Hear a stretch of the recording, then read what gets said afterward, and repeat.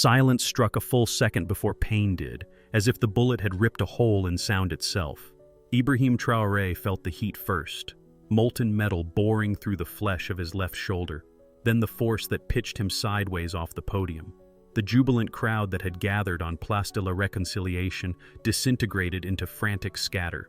Flags tumbled, drums stopped mid-beat, and smartphone screens tilted to catch the chaos. Somewhere behind him, a security agent yelled his code name, "Phoenix down!" proof that the conspirators had studied every detail of his life except the stubbornness that kept his heart beating. As medics dragged him behind a wall of shields, Traoré's last clear image was a distant rooftop where sun flash licked the sniper's scope like a serpent tongue. In that flash, he saw betrayal made visible, a bullet's shadow stretching across the whole republic. 3 weeks earlier, an hour before dawn, long before the public rally had been scheduled, Traoré stood on the palace balcony with a mug of mint tea cooling in his hand. The capital below was a dark sea quilted by weak streetlights. Far to the east, the faintest ember of sunrise trembled over the Sahel, debuting the first of two symbols that had governed his life since childhood. Dawn, an unkillable promise that light could find any crack. The second symbol, a mirror cracked down the middle, waited unseen. It had appeared in his nightmares ever since the Civil War that took his father and half his cadet classmates. Some mornings he woke convinced he could still feel glass splinters in his palms. He interpreted the dream as a warning. Every triumph carried the seed of its own fracture. At Traoré's elbow stood Chief Advisor Mamadou Makane, a man he trusted enough to call brother. "The podium's ready," Makane reported, voice steady, eyes bright. "This will be your most important address." Traoré nodded. He believed it then. He still wanted to believe moments later when the advisor leaned closer and added, "Energy investors from Europe request a private dinner after the speech. They say a quick signature could double our revenue." Waxing wind scented with dust swirled between them. The president studied Makane's confident smile, looking for the hairline crack the nightmare foretold. He found none, only loyalty so polished it hurt to question, yet unease fluttered in his ribs. "Revenue is nothing without sovereignty," he murmured. That afternoon, Intelligence Chief Colonel Ouattara delivered a report to the Situation Room. Illicit weapons had crossed the northern border, serial numbers filed off yet European alloys unmistakable.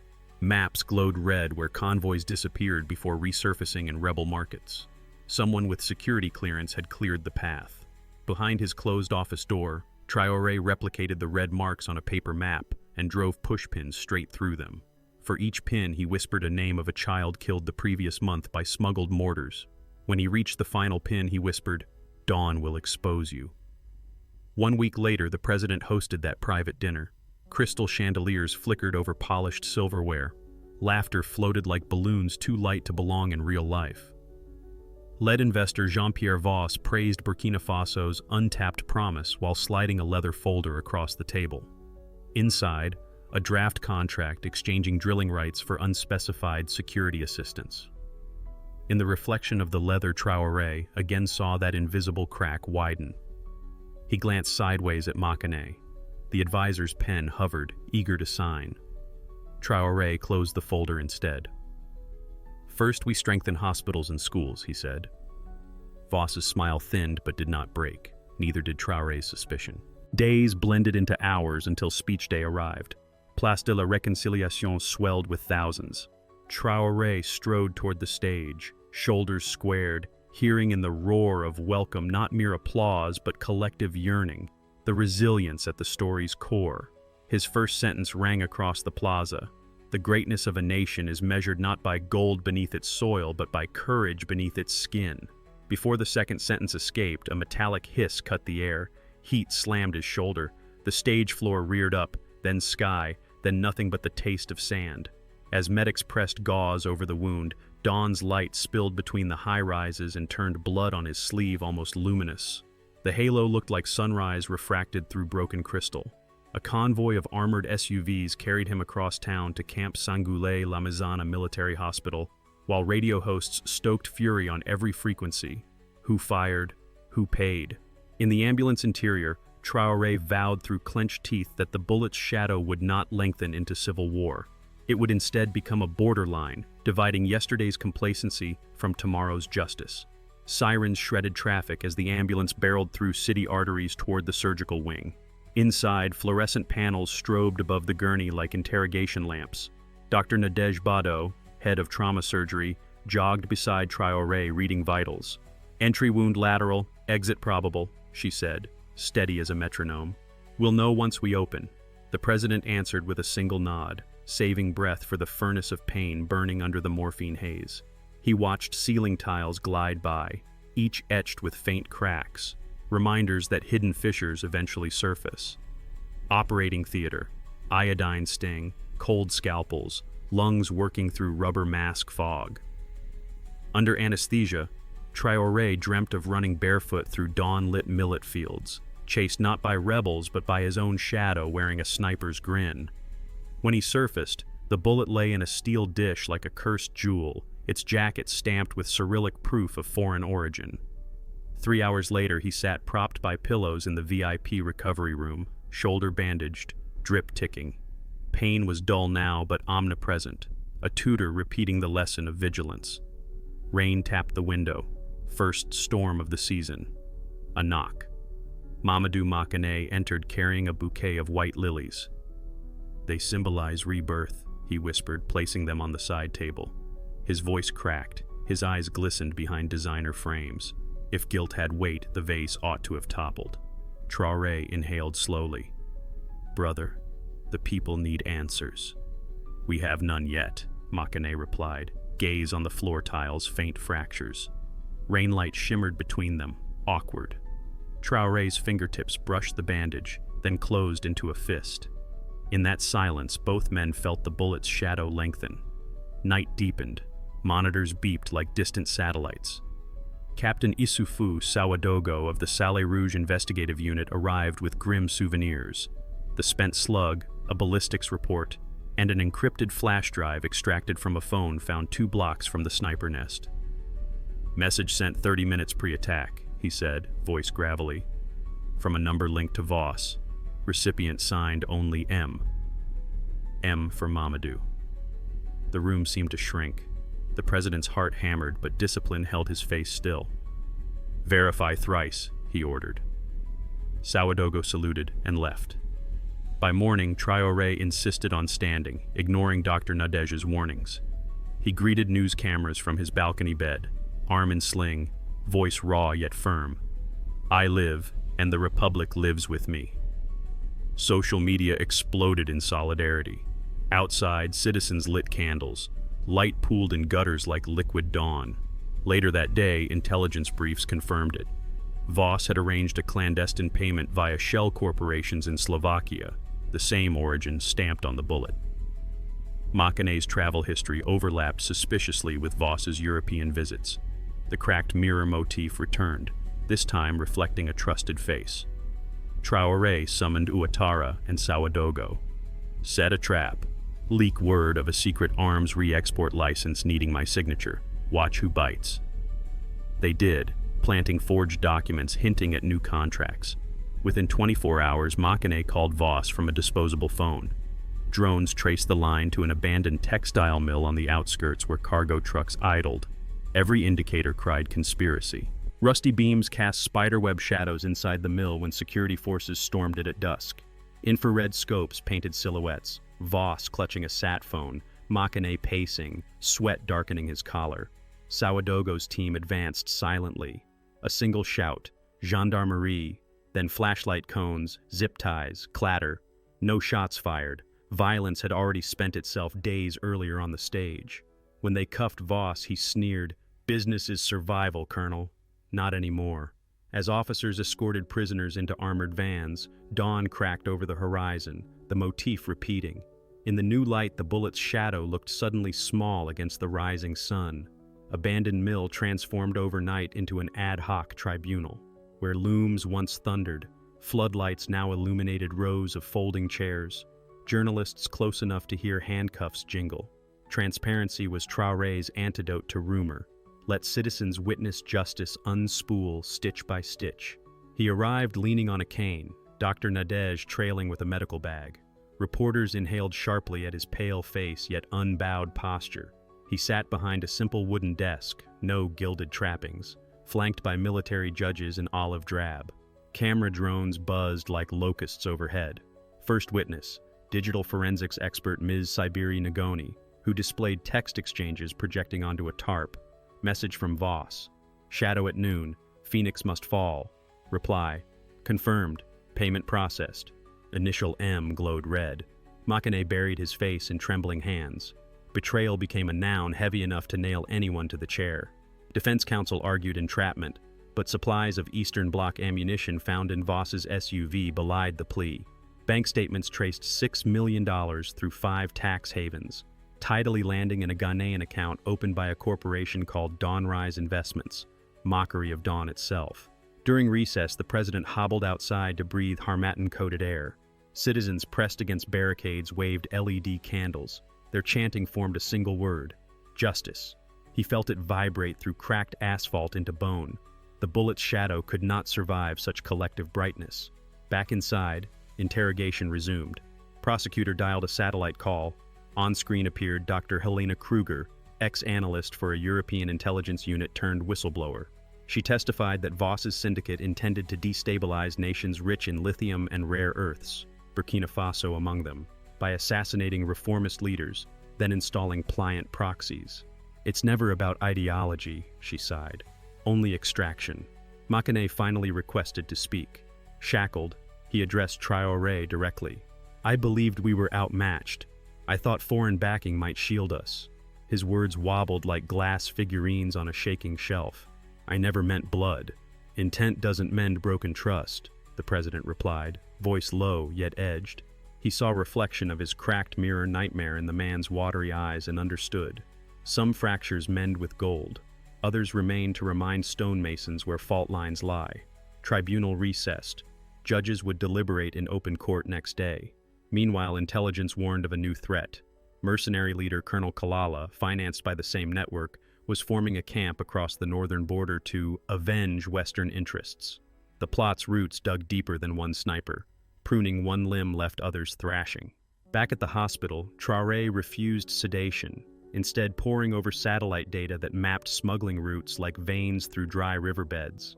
He proposed choking funds rather than launching an airstrike. Freeze offshore assets, sever fuel shipments, expose donors. Finance minister balked. Sanctions cost us too. Freedom costs more, Traore shot back. And so Operation Dawncut began. Banking partners across ECOWAS blocked suspect transfers. Telecom companies jammed mercenary communications. Whistleblower Kruger dropped troves of contracts to investigative journalists. Night after night, national television broadcast spreadsheets instead of soap operas. Citizens became auditors. Voss's syndicate responded with propaganda. European tabloids branded Traore a dictator silencing dissent. To counter, the president invited Amnesty International observers into every detention facility. Corridor lights stayed on, no shadows to hide in. During one televised inspection, a child's choir rehearsed in the hospital courtyard. Their song, adapted from an old miner's chant, carried upward. When the mirror breaks, we gather shards for windows. Tears blurred Traore's vision. He realized the narrative was no longer his alone. The nation had adopted the motifs, dawn and mirror and bullet's shadow, recasting them into folk symbols. Resilience had multiplied. 3 dawns later, Parliament convened under unprecedented global viewership to vote on the Sovereignty and Transparency Act, a bundle of reforms requiring full public tendering of resource contracts, real-time expenditure dashboards, and citizen juries reviewing national security decisions. Opponents decried populist overreach. Supporters answered with statistics. Hospital budgets doubled after emergency audits, infant sepsis rates already dropping. From the public gallery, Traore watched legislatures debate. His sling was gone, though stiffness lingered. He wore the spent bullet as a pendant over a simple linen tunic, turning wound into warning. Cameras zoomed. Anchor commentary dubbed it the bullet of memory. Outside, tens of thousands filled the streets, holding aloft paper lanterns cut into sunrise shapes. Whenever someone shouted, "Who owns Burkina?" crowd roared back, "Her children." At noon, the act passed by supermajority. Fireworks arced daylight sparks. For a heartbeat, their crackle sounded like distant gunfire. Only this time it heralded not fear, but celebration. Yet victory was incomplete. Drone reconnaissance confirmed Colonel Kalala's mercenary camp swelled to 400 men, armed with surplus drones and Czech rifles. Traore convened the high command. Some generals pushed for preemptive strike. He objected. Each bomb we drop becomes someone's brother's ghost. We fight shadows. Light, not shrapnel, reduces them. Instead, they executed Phase 2 of Operation Dawncut. Leak intercepted emails showing Kalala's payroll funded by Voss's parent syndicate. West African business councils panicked. Banks closed credit lines. Fuel vendors refused deliveries. Within 48 hours, Kalala's fighters mutinied for lack of pay. They melted away into desert, some surrendering at border posts for amnesty. The bullet's shadow fractured again, reduced by transparency rather than artillery. Back in Ouagadougou, tribunal judges delivered sentences. Voss, life imprisonment. Makane, 20 years, reduced to 10 if he testified in future corruption trials. Reporters asked if clemency was wise. Traore answered, "Justice that heals must sometimes sew with threads of remorse." That evening, he walked across the plaza, freshly renamed Dawn Square, cane tapping so softly it seemed to beat time with his pulse. Graffiti artists had painted a new mural, a mirror shattered outward, shards forming a rising sun whose rays spelled resilience. Teenagers snapped selfies, claiming the image as generational emblem. Later, wind brought the scent of brewing rain, and with it, childhood memory. His grandmother grinding millet at sunrise, telling him, "Dawn has no favorites, only revelations." He gazed at the clouds flicked pink by city lights and understood that revelation would keep arriving, sometimes as progress, sometimes as warning, but always as chance to choose the next act. 45 days after the assassination attempt, inauguration banners fluttered above the grand opening of Burkina Faso's first public integrity center, a glass and steel building whose atrium roof tilted east to capture sunrise each morning. Traore arrived without security escort, arm freed from bandages, pendant bullet gleaming against a navy suit. Children in school uniforms formed an honor guard, each carrying a mirror tile. At his signal, they assembled the tiles on the plaza, creating a vast mosaic that caught dawn's fire and hurled it back across the facades, a nation literally reflecting its own light. Dr. Nadej, now head of the center's Medical Oversight Bureau, cut the ribbon beside him. "You lived," she whispered, tapping the pendant, "so the Republic could see its wound." "And live to scar," he finished softly. Cameras captured their exchange, turning it viral within hours. Top comment read, "Scars are skin's diplomas." Inside, holographic screens displayed live procurement ledgers. Visitors could swipe through line items while sipping coffee. More impressive to Traore were basement classrooms where civil service interns wrote algorithms detecting anomalies in bank files, a new generation calibrating sunlight into code. In the atrium's heart rose the Dawn Column, forged from melted confiscated rifles. At its summit perched a stylized lotus, Burkina's new insignia. Petals flared like satellite dishes aimed at the future. During dedication ceremony, choir voices spiraled up the shaft, echoing until each scrap of iron hummed with possibility. After festivities, Traore slipped out a side door to greet Ouagadougou, now promoted commissioner of the Anti-Corruption Task Force. "Latest intel?" he asked. "Foreign lobbies mutter, but pockets lighten," Ouagadougou replied. "However, smuggling routes mutate. Light will need chasing."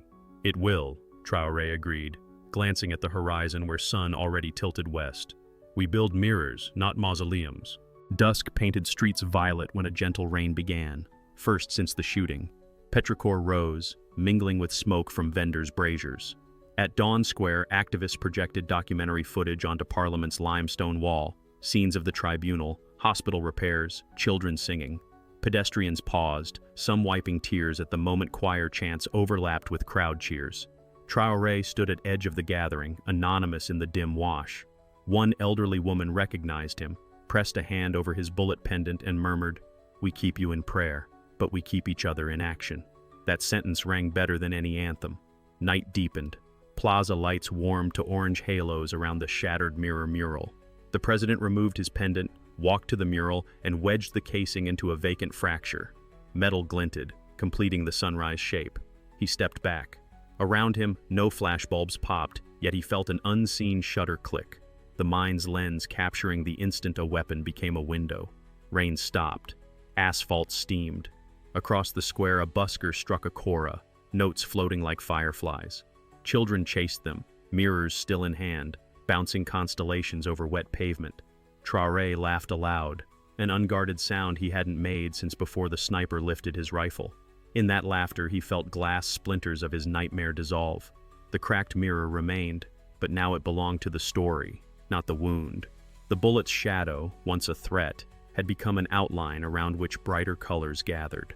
As midnight neared, he returned to the Integrity Center. Janitors buffed floors. Programmers, too wired to sleep, argued over data schemas. Traore typed a brief message onto the lobby touchscreen archive. When dawn comes, hold up mirrors, so even shadows must explain themselves. He signed only with the Phoenix emblem. Outside, the first call to pre-dawn prayer drifted from a distant minaret, that ancient melodic thread tugging dark toward light. Clouds parted. On the glass roof of the Integrity Center, the approaching sun drew an amber edge. Traore inhaled the cold hour, savoring its rawness. Today, sunrise would find fewer hiding places. Tomorrow, fewer still. And so, with Cain left leaning against a column and squared shoulders free, IBRAHIM Traoré walked toward the eastern gate, chasing the light that endlessly remakes the world.